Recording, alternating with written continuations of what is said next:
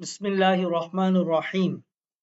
আলহামদুলিল্লাহ, আমি মোহাম্মদ আহসান গফুর আর একটা লেসন আপনাদের সামনে নিয়ে এসেছি।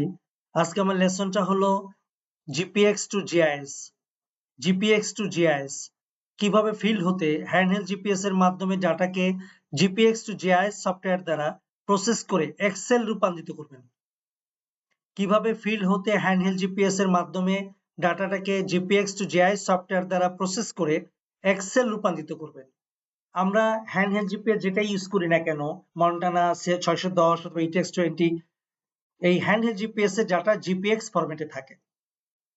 তো জিপিএক্স টু জিআইএস এই সফটওয়্যারের মাধ্যমে এটাকে আমি এক্সেলে ডাইরেক্ট ওই জিপিএক্স ফরম্যাটটাকে এক্সেলে রূপান্তরিত হয়। এটা সার্ভে অফ বাংলাদেশের টেকনিক্যাল অফিসার SM সাইফুল্লাহ সাহেব উনি এই সফটওয়্যারটা তৈরি করেছে। তো আমরা দেখি এটা আমরা কিভাবে ব্যবহার করব। আমাদের একটা ফোল্ডার রয়েছে জিপিএক্স টু জিআইএস। এখানে দেখেন জিপিএক্স এর মধ্যে আমার হ্যান্ডহেল্ড জিপিএস এর ডেটাগুলো রয়েছে। আমরা যখন কম্পিউটারের মাধ্যমে হ্যান্ডহেল্ড জিপিএস এর ডাটা কেবল নিয়ে কম্পিউটারের সাথে লিঙ্ক করে তখন আমরা যে একটা ড্রাইভ আসে, যে কোম্পানির এই হ্যান্ডহেল্ড জিপিএস হোক না কেন, ধরেন গার্মিন, তো গার্মিন ফোল্ডার আসলে ওইখানে জিপিএক্স নামে একটা ফোল্ডার আসে। সেই ফোল্ডারের ভিতরে আমার এই ডেটাগুলো থাকে ওয়ে পয়েন্ট হিসেবে এবং ডেট ওয়াইজ এবং ফরম্যাট ডট জিপিএক্স। তো এরকম ভাবে রয়েছে। এখন আমার সফটওয়্যারটা হলো জিপিএস টু জিআইএস।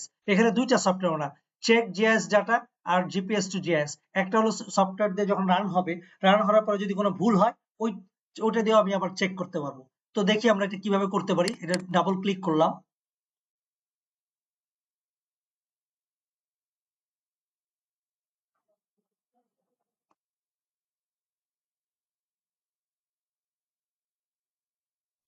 এরকম একটা উইন্ডো আসলো, ইনফরমেশন ফর ইউজার্স। আমি এখানে দেখেন প্রোগ্রামটা কোথায় কপি হবে এবং কোন মানে প্রোগ্রাম দিয়ে করেছে লেখা আছে।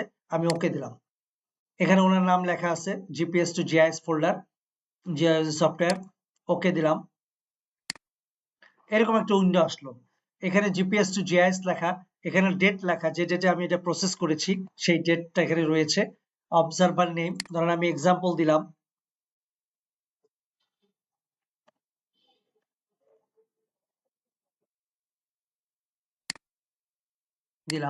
এখানে ধরেন এটা সাধারণত শীট নেম।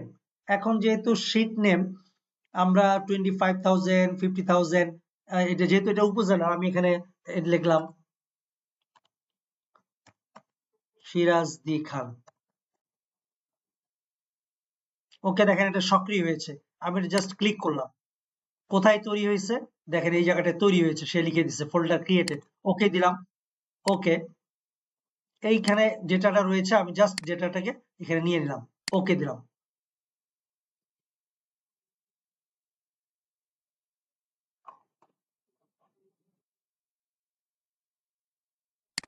আসবে, একটু সময় লাগবে।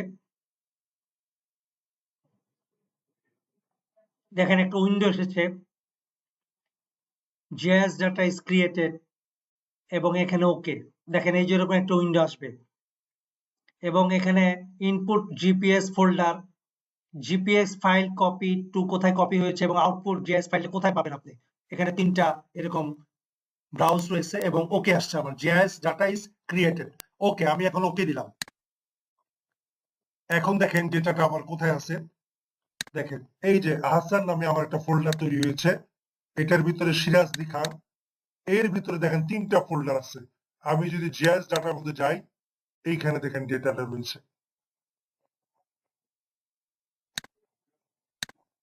দেখেন জিএস ডাটা ডেট, আজকে ডেট। আমি এটা ওপেন করলাম।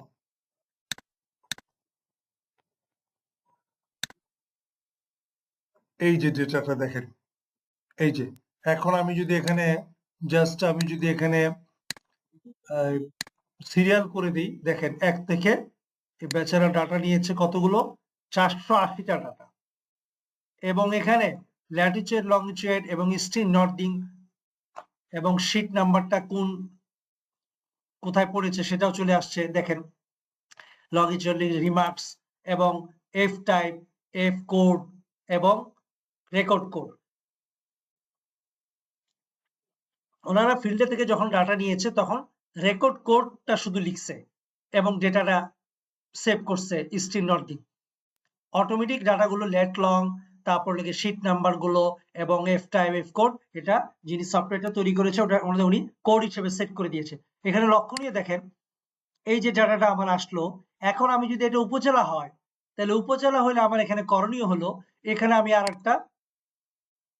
আরেকটা ইনসার্ট করব, করে এফ নেম বাংলা লিখবো, যেহেতু এটা ইংরেজি বাংলা লিখবো, বাংলা লিখে এখানে আমরা এই ধরনের এক্সাম্পল আমি যদি এখানে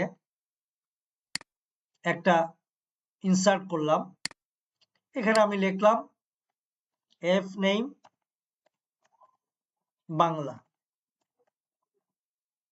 যদি যদি উপজেলা ম্যাপ হয় তাহলে আমার বাংলায় লিখতে হবে, তাহলে আমি এগুলা সিলেক্ট করে এখানে আমাকে সুতুনি ওএমজি দিয়ে আমাকে লিখতে হবে। আমি সুতুনি ওএমজি যদি সিলেক্ট করি,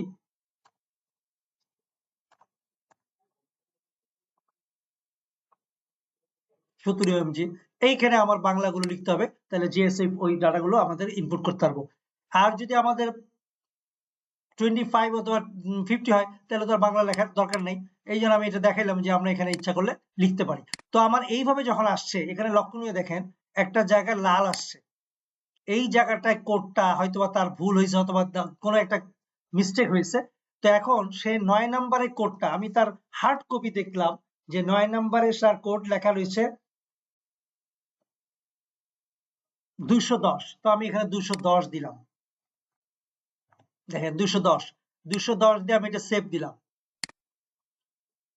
সেভ। এখন আমি এটা ক্লোজ দিলাম, সেভ। এখন সফটওয়্যার তো দুইটা, আরেকটা যে অবস্থা রয়েছে দেখেন,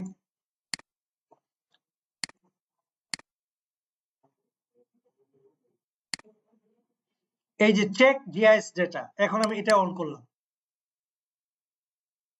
এরকম একটা উইন্ডো আসবে। এই যে এখানে উনি কোড এফ টাইপ বিভিন্ন জিনিসগুলো এখানে সেট করে দিয়েছে। আমি এখানে এনাবল করলাম, করার পরে সে বলতেছে, এখানে আমি ইয়েস দিলাম, এখানে ব্রাউজ, সে বলতেছে আপনি ওই ফাইলটা দেন যে ফাইলটার মধ্যে ভুল হয়েছে।